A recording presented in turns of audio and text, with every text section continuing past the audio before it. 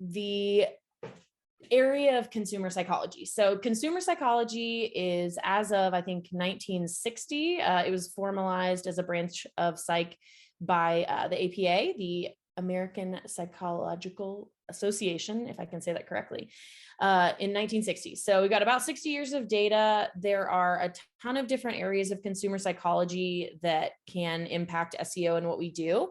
But for the purposes of this, I thought the three most relevant were, number one, decision-making and how consumers make decisions based on what they see, like with the content you provide. The second thing is behavior and how they choose to behave when they're on your website or in relation to your brand. And then cognition, which is like your attitudes and feelings about a particular brand. So Google has really nailed something amazing that people have been trying to do for decades in marketing, which is they created a win-win situation in terms of providing information. So there's a ton of research from like pre-internet, pre-Google about the way that customers choose to find information. And there's two models, basically. One of them is cost versus benefit. So like, can I get this information for free? And is it going to benefit me? And then the second one is, what can I do that requires the least effort to get the most information? Google answers literally all of those really, really quickly. And so while obviously like word of mouth marketing and Instagram ads and whatever else, they still work, but basically people are still looking for the least effort, lowest cost, and most beneficial way to get information. So let's start with how customers make decisions. So we're going to talk about 5 different ways customers make decisions in in decision-making psychology. And we're going to kind of use an example of a deodorant choice. And I just like went on Amazon and looked for deodorant for women. And we're going to kind of look at the little pieces on this that people use in different decision-making. So the single feature model of decision-making is just when you're in a hurry and your decision's not super important and you choose one factor. And so for this, and if you're a deodorant company selling on Amazon, this could be really relevant. From the screenshot, there are a bunch of different ways that a customer might choose one single feature and just make a decision. So they might look at price and say, oh, the one on the left is the cheapest. Don't care about anything else. Click the buy now button. They might also do that with something that has the most reviews. They might choose something based on its branding. They might choose something based on the fact that one of these is from a small business. And so whatever those single feature decisions are, that model basically says, if you have very little time and you're not spending a lot of money, you can pick one thing that matters to you and just make your decision based on it, dismiss everything else extraneous. This also impacts how like someone's going to decide to sign up for your email list or your text list, like when they're in a piece of educational content. A lot of times, because it's a really short decision, it doesn't cost them anything. The little bit of copy that you write or the creative that you use is going to be the one determining factor. And so if you are having trouble with, hey, nobody's signing up for my email list or whatever, simplify the copy, simplify the design. Maybe you're talking about too many things. And so that's the single feature model. And next we have the additive feature model. So, I'm gonna pause go ahead. Just a second. The way that you're presenting the thing, at least to the audience, and what we're saying is it's like a presenter mode, I think. I don't know if you like meant to do that on purpose. It's not. It's showing me the full one on. Maybe you selected the wrong like screen to be shared or something. I've got. You can see it here, right? Yes. Right. Like just the right. app. Okay, hold on. I think I know what I did. I'm so sorry. I'm glad you told me. It's okay. Yeah, I was like, oh, I don't know if she like meant to present it like that, but. Okay, let's see if we can. Let me try this. I don't know what you're seeing right now. I apologize. All right. Does that one work correctly? This is correct. Okay. Yeah. Awesome. Okay. I see what happened, but let's see. Let me get back to here. Okay. So my apologies. Thank you. So back to the model's additive feature model, as you might guess, basically it just takes that single feature model and says, I care about more than one thing. And so this is like for people who like to create pros and cons list and choose based on a lot of factors. So say that you're really sensitive to aluminum in deodorant and you're on a budget and you've had bad experiences with natural deodorant before. You might use the additive feature model and look at this list and go, okay, I need something that says natural. I don't want to spend a lot of money. And I want to make sure that this has a lot of reviews. The obvious choice on this page is going to be, for instance, the native deodorant, because that one is natural, cheaper than the other natural deodorant, and has the most reviews, and it has a lot of them. And so it can take a lot of time. So I love talking about this in content because this is where the kind of people that make decisions that way are the kind of people that love wire cutter reviews. And so when you review a product, and I'm going to give kind of tips throughout the presentation that may not be on the screen. So if you have any questions about them, feel free to interrupt, and Bernard will let me know. If you're creating product reviews, or if a lot of your content is based around product reviews, there are a couple of different things that you can always include that are going to be really good for this decision-making model. So photos or screenshots. You want to make sure that it's clear that the photos you take or the screenshots you use are yours. Don't use, the brand's photos for what you're trying to cover, because people will notice and they will think that you're being dishonest. You also want to include details: who reviewed this and how they reviewed it, why are they qualified to review it, like what are the standards, how were your choices selected. So that is the additive feature model that people are making decisions based on. There's another one called elimination by aspects model. It's very similar to the second one, so I'm not going to go into a ton of detail, but you basically look at characteristics that matter to you and you kind of say, well, this one's most important, this one's next important, and you compare options until only one option remains. You kind of get rid of the ones that don't meet your standards. So, are you with me so far? And Bernard, you can tell me if everything I'm saying is making sense or not.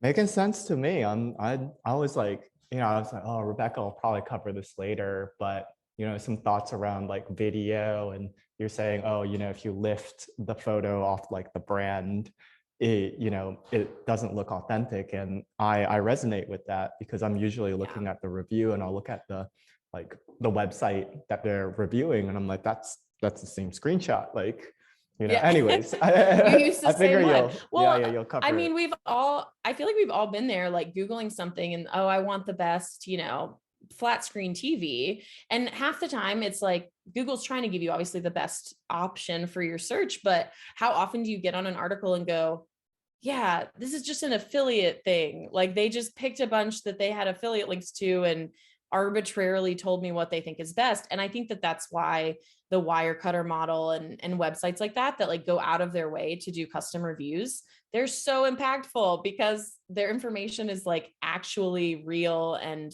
like physically tested by an actual person. So yeah. Oh my gosh. My husband is very much I want to review that someone spent months creating. Like he's always like that. All the YouTube videos he watches kind of go by that, that same thought process as well. So, okay. So those are the first three that are kind of like ways that you can make decisions about buying products. There's a couple of different, they're called heuristics, that also are ways that we make decisions. So with the availability heuristic, basically this just means you're going to estimate the likelihood of something based on your previous experiences. So say you've never been in a tornado before, and you have a foster kid that comes in your home and tells you he's really afraid of tornadoes. This is a real story. You might tell the kid, you know what? It's probably not that likely that you're ever going to be in a tornado. It's really not something to be afraid of. And then you are in a tornado and you have to correct yourself because you made a decision to say that based on an availability heuristic and not reality. This actually happened. This was right next to my house a couple of years ago. Obviously that has nothing to do with marketing, but it was the first thing I thought about when reading about like that decision-making model. If you look at it in terms of products, this is a product of a company I talked to recently, just that was asking for some guidance. This is a drink made from cascara. Bernard, do you know what cascara is? Because if you do, you'll be better off than I was at first. I do not, but it says sparkling caffeine in words that I can barely read. And I'm into the idea of sparkling caffeine though. I do, right? Okay, so I did not know what this was. I had to Google it myself. Basically, it's like the skin of the coffee fruit, and it creates like a fruity beverage, and it has a little bit of caffeine, but less than like typical coffee from that fruit. And so this is something in marketing where a lot of people, if they end up on this website looking for, say I'm looking for a soda alternative, and so I happen upon this website. You use the availability heuristic in your mind when there's ambiguity. So if you land here and you go, okay, what the heck is Cascara? Then you have to figure out what it is. Is it beneficial to you? And people will start to go through the what ifs in their mind. What if I don't like the taste? What if it's not actually healthy for me? What if people don't really like it? What if the company isn't reliable or like isn't creating something good? So if you are working for a company where maybe what you're selling is not necessarily like a well-known thing, or if it's a brand new type of software or just anything that people aren't really familiar with, there are a couple of ways to reduce friction in them making the decision based on this like decision-making availability thing. So you want to link to reliable sources of information in your content. So if you're a Cascara drink, you might want to find studies that people have done on Cascara, or news articles where people have traveled and gone to these coffee farms and seen how Cascara is harvested or whatever. You want to use information about where you're sourcing your product from. This is a great way to use storytelling in your SEO so that people can feel a lot more confident in their decision. This is also like why you would use badges for, hey, this is how our stuff is third-party tested. It's also another reason to use customer reviews, because that's social proof that help overcome the what ifs like within that decision making. And we're talking about decisions. This decision can go from, are they going to buy your product? Are they going to set up an appointment? Do they want to sign up for my email list? And anything where ambiguity is involved and you're having to kind of educate your consumer, those reviews and all of those different things become even more and more like important over time.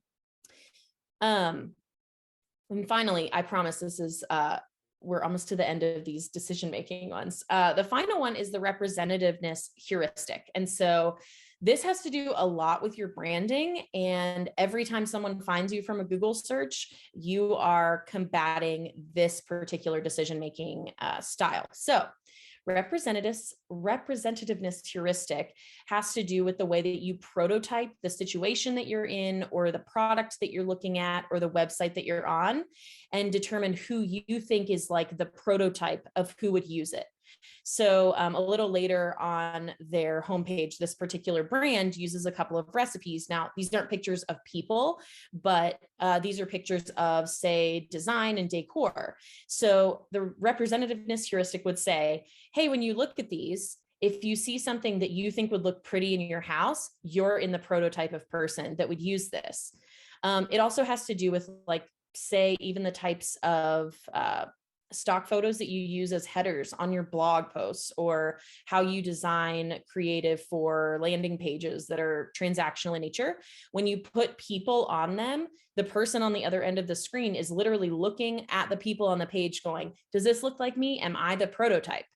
And so, if you are advertising to B2B SaaS founders that live in Austin, your design and branding and creative and the way that you speak and like the way that you write copy is going to look a lot different than if you're talking to retired factory workers from Maine. And so the biggest like takeaway in this representativeness thing is, on your website, in doing good SEO, you want to make sure that you are representing all varieties of the people that are your target market. And so, if you're looking for founders of B2B SaaS companies, like, what words do they use? What pop culture do they care about? What do they look like? How old are they?